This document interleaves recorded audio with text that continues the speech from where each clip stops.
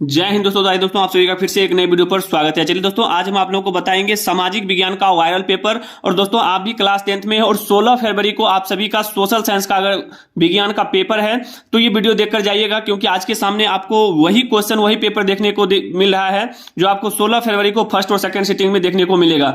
दोस्तों अभी तक आपने सोशल साइंस में अगर कुछ भी नहीं पढ़े हैं, एक भी ऑब्जेक्टिव नहीं याद किए हैं, तो वायरल पेपर ये करके जाइएगा। ये वही क्वेश्चन वही पेपर है जो आपको 16 फरवरी को 100% देखने को मिलेगा। दोस्तों इस बार सोशल साइंस में 95% आना चाहिए। दोस्तों ये गारंटी है। पेपर आ गया है, क्वेश्चन आ गया है, आप लोग ईमानदारी से पढ़ के केवल जाइएगा और एक भी क्वेश्चन छोड़ के नहीं आइएगा। ठीक है, जैसा कि आप लोग देख रहे हैं कि सोशल साइंस है ये, ठीक है। और आपको इसमें जो है टोटल समय जो है 2 घंटा 45 मिनट का दिया जाएगा और इसमें टोटल पूर्णांक 80 नंबर का होता है, जिसमें 40 नंबर का ऑब्जेक्टिव क्वेश्चन रहता है।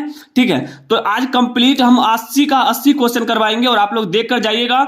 16 फरवरी दोस्तों यही रात अंतिम और यही रात भारी, जो देख के जाएगा इस बार एक भी क्वेश्चन छोड़ के नहीं आएगा। ठीक है, तबाही मचा के आना है इस बार सोशल साइंस में। ठीक है, सामाजिक विज्ञान में जो भी स्टूडेंट कमजोर हैं आ जाइए, मेरे साथ जुड़ जाइए और एक एक क्वेश्चन को करके जाइएगा। तो चलिए दोस्तों बढ़ते हैं क्वेश्चन की ओर और एक एक क्वेश्चन को करने का प्रयास करिएगा। दोस्तों सबसे पहले बता दें कि जैसा कि आप जानते हैं कि आपको खंड अ में जो है सेक्शन ए में वस्तुनिष्ठ प्रश्न पूछा जाता है, ऑब्जेक्टिव टाइप क्वेश्चन। ठीक है, इसमें आपको 1 से 80 तक ऑब्जेक्टिव क्वेश्चन रहेगा, जिसमें से आपको केवल जो है 40 ऑब्जेक्टिव क्वेश्चन बनाना है, वो भी आपको OMR शीट पर, जैसा कि आप लोग जानते होंगे। ठीक है, और प्रत्येक क्वेश्चन के लिए 1 नंबर दिया जाता है। 100% इंपोर्टेंट है, पढ़ के ही जाइएगा। जो पढ़ के जाएगा वो इस बार सोशल साइंस में तबाही मचा के आएगा। 16 फरवरी दोस्तों याद रखिए, 16 फरवरी वही क्वेश्चन वही पेपर सामने आपके आएगा और एक भी क्वेश्चन छोड़ के नहीं आइएगा। तो समय कम है, जल्दी से देख के जाइए। तो पहला क्वेश्चन से शुरू श्री गणेश करेंगे।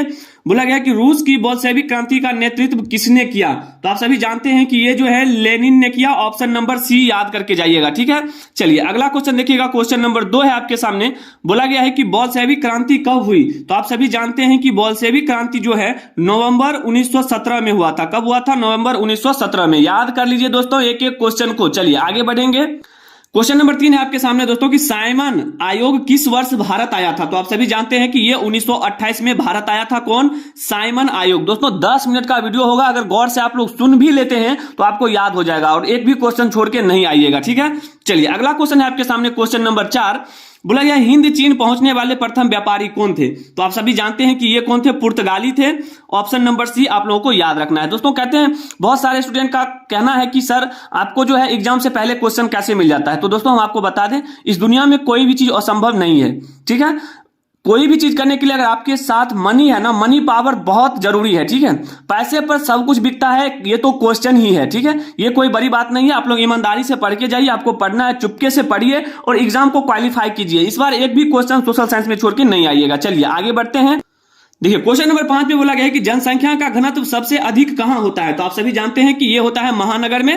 कहां होता है? महानगर में। ऑप्शन नंबर डी याद रखिएगा। ठीक है, चलिए अगला क्वेश्चन देखिएगा। क्वेश्चन नंबर 6 हो जाएगा आपके सामने। बोला गया है कि कार्ल मार्क्स का जन्म कहां हुआ था? अगर किसी भी क्वेश्चन का आंसर पता हो तो कमेंट बॉक्स में, रात में और सुबह में क्वेश्चन देखकर ही जाइएगा। फर्स्ट सिटिंग हो या सेकंड सिटिंग, दोनों स्टूडेंट के लिए है। यही क्वेश्चन आपको दोनों सिटिंग में मिलेगा। ठीक है, कार्ल मार्क्स का जन्म कहां हुआ था? तो आप सभी जानते हैं कि यह हुआ था जर्मनी में। तो ऑप्शन नंबर बी याद रखिएगा। ठीक है, चलिए अगला क्वेश्चन है आपके सामने। बोला गया है कि Visvesvaraya iron and steel company कहां स्थित है? ठीक है, तो आप सभी को याद रखना है, यह है राउरकेला में। ऑप्शन नंबर ए याद रखिएगा। चलिए आगे बढ़ेंगे।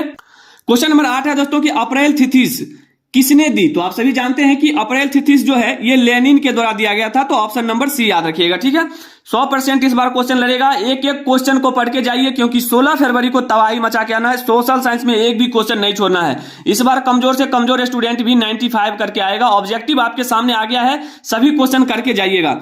लखनऊ समझौता किस वर्ष हुआ? तो आप सभी को याद रखना है, लखनऊ समझौता 1916 में हुआ। ऑप्शन नंबर ए याद रखिएगा। ठीक है, चलिए आगे बढ़ते हैं।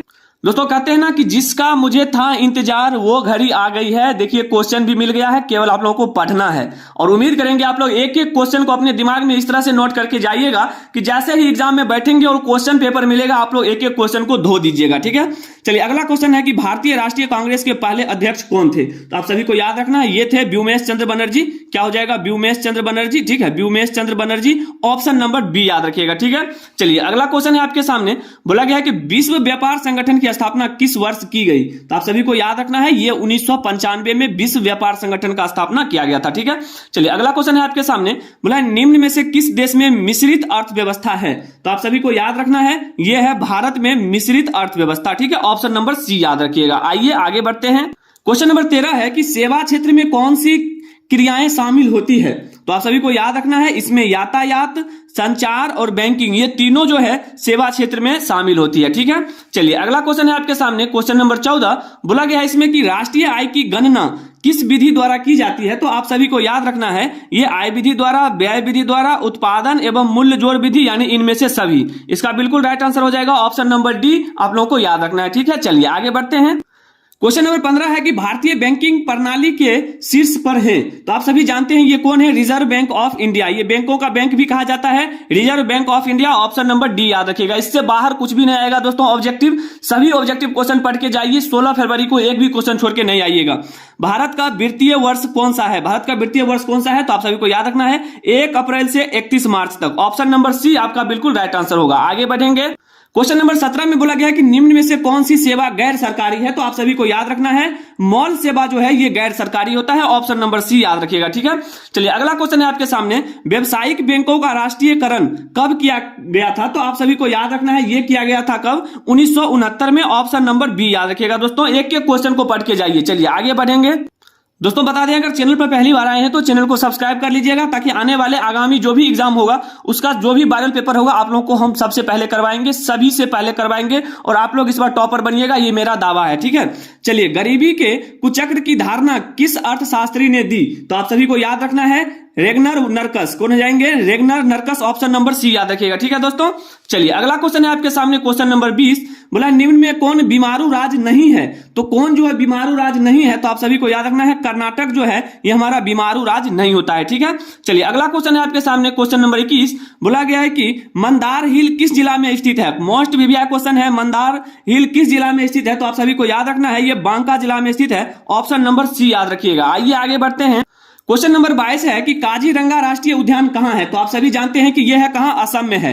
काजीरंगा राष्ट्रीय उद्यान असम में है, ऑप्शन बी याद रखिएगा।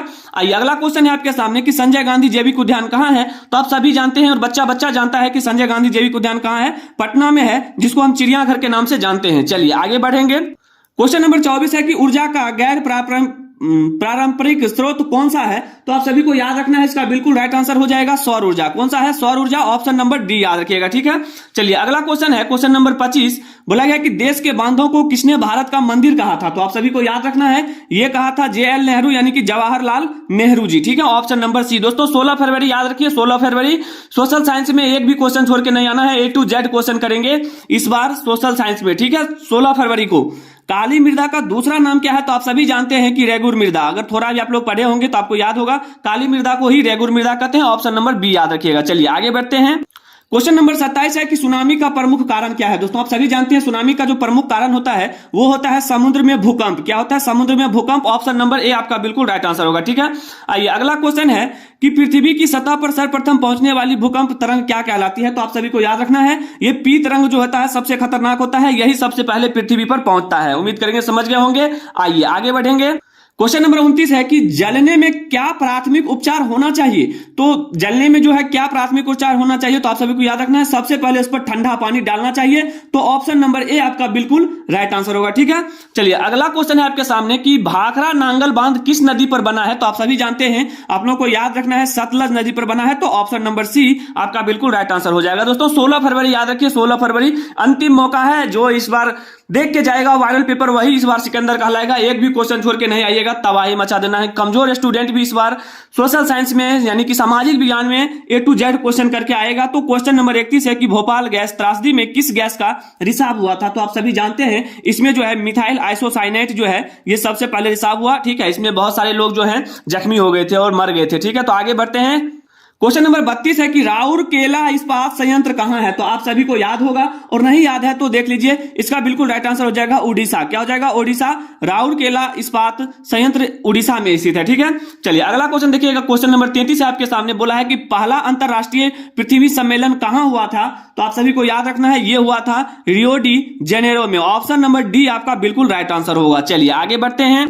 क्वेश्चन नंबर 34 है कि कपास के लिए उपयुक्त मृदा क्या है, यानी कपास जो उगता है वो कौन से मृदा में, मतलब कौन से जमीन में सबसे ज्यादा बेहतर होता है। तो आप सभी को याद रखना है ये रेगुड़ मृदा में जो है सबसे ज्यादा उगता है। ठीक है, चलिए अगला क्वेश्चन देखिएगा। क्वेश्चन नंबर 35 है आपके सामने, बोला गया है कौन प्राकृतिक आपदा विस्तृत क्षेत्र को प्रभावित करती है। तो आप सभी को याद रखना है ये बाढ़ जो है सबसे अधिक प्रभावित करता है। ऑप्शन नंबर बी याद रखिएगा। अगला क्वेश्चन है आपके सामने, बोला गया है विश्व में सबसे बड़ा प्रजातंत्र किस देश का है। तो आप सभी जानते हैं इसका बिल्कुल राइट आंसर हो जाएगा भारत में। भारत का प्रजातंत्र जो है पूरे विश्व में सबसे बड़ा प्रजातंत्र माना जाता है। आगे बढ़ेंगे। क्वेश्चन नंबर 37 है दोस्तों कि हाल ही में कौन सा भारतीय राज्य 2 केंद्र शासित प्रदेशों में बदल गया है। तो आप सभी को याद रखना है यह है जम्मू कश्मीर। क्या है? Jammu Kashmir. Option number B याद रखिएगा। ठीक है, आइए अगला क्वेश्चन देखिएगा। क्वेश्चन नंबर 38 हो जाएगा कि पंचायती राज का उच्चतम स्तर क्या है। तो आप सभी को पता होना चाहिए कि पंचायती राज का उच्चतम स्तर जो होता है यह हमारा होता है जिला परिषद। कौन होता है? जिला परिषद। ऑप्शन नंबर सी याद रखिएगा। चलिए आगे बढ़ेंगे। क्वेश्चन नंबर 39 है दोस्तों कि निम्न में कौन संघ राज्य की विशेषता नहीं है। तो आप सभी को याद रखना है मोस्ट प्रीवियस क्वेश्चन है, एक पक्षीय विधायिका जो होता है ये संघ राज्य की विशेषता नहीं होता है। ठीक है, चलिए अगला क्वेश्चन देखिएगा। क्वेश्चन नंबर 40 है आपके सामने, संपूर्ण क्रांति का नेतृत्व किसने किया। तो आप सभी को पता होगा कि संपूर्ण क्रांति का नेतृत्व जयप्रकाश नारायण जी ने किए थे। ठीक है, तो ऑप्शन नंबर ए आपका बिल्कुल राइट आंसर होगा। उम्मीद करते हैं दोस्तों 1 से 40 तक क्वेश्चन आप लोग समझ गए होंगे। और आप लोगों को फिर से बता दें, अगर आप भी क्लास 10th में हैं, 16 फरवरी को सामाजिक विज्ञान का अगर पेपर देने वाले हैं, चाहे आपका एग्जाम फर्स्ट सिटिंग में हो या सेकंड सिटिंग में, ये वायरल पेपर देख के जाइएगा, क्योंकि ये वही क्वेश्चन वही पेपर है जो 16 फरवरी को फर्स्ट और सेकंड सिटिंग में देखने को मिलेगा। इस बार कमजोर स्टूडेंट भी सोशल साइंस में 95 करके आएगा, ये मेरा गारंटी है। और बता दें चैनल पर पहली बार आए हैं तो चैनल को सब्सक्राइब कर ले, ताकि आगामी जो भी एग्जाम होगा उसका सभी का वायरल पेपर आप लोग के पास पहुंचता रहेगा। ठीक है, इसमें जो भी शेष क्वेश्चन बच गया है अगले वीडियो में हम आप लोग को बता देंगे। मिलेंगे दोस्तों अगले वीडियो में, तब तक के लिए जय हिंद, जय भारत, वंदे मातरम।